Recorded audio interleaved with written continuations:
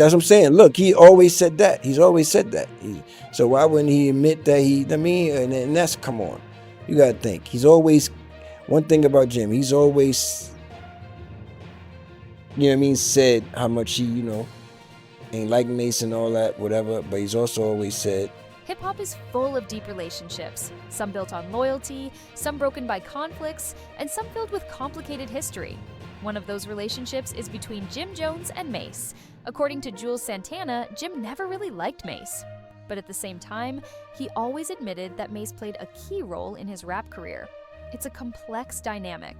On one hand, Jim had personal issues with Mase, but on the other, he still gave him credit for teaching him how to rap.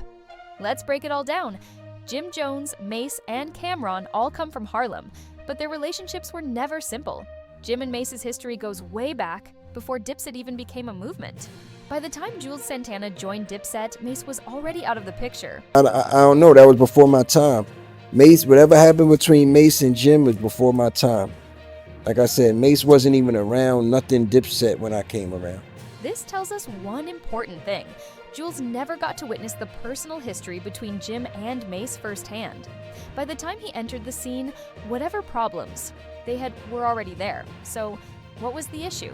Jim Jones has always been vocal about not liking Mase. He's said it in multiple interviews over the years. But it's also interesting that despite their differences, Jim still acknowledged Mase's impact on his early rap skills. In the rap world, respect and personal feelings don't always align. You might not like someone personally, but you can't deny their influence. That seems to be the case with Jim and Mase. Juelz Santana also pointed out something else. Jim wasn't alone in feeling this way. You know what I'm saying? Everybody in Dipset felt the same way about Mase, to my knowledge. That means Cam'ron, Jim, and the rest of Dipset shared a similar opinion about Mase. But what exactly caused this tension? Back in the 90s, Cam'ron and Mase were childhood friends who started rapping together. They were close, but as time passed, their friendship started falling apart. Cam has spoken about how he felt Mase changed after finding fame, becoming less connected to his Harlem roots. Jim Jones, being close to Cam'ron, probably saw this shift and formed his own opinions about Mase. Their issues weren't just about music, they were personal, but Juelz Santana was in a different position.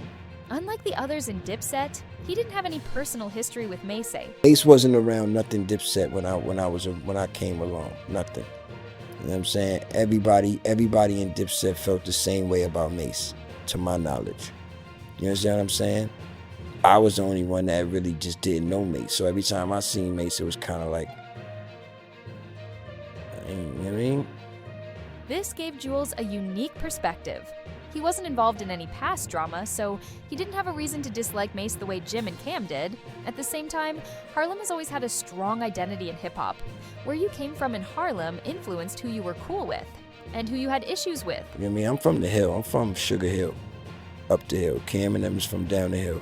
So, I had homies that were signed to Mase, All Out Entertainment. You know what I'm saying? Like my homies, niggas that I grew up with that were signed. So, it was like,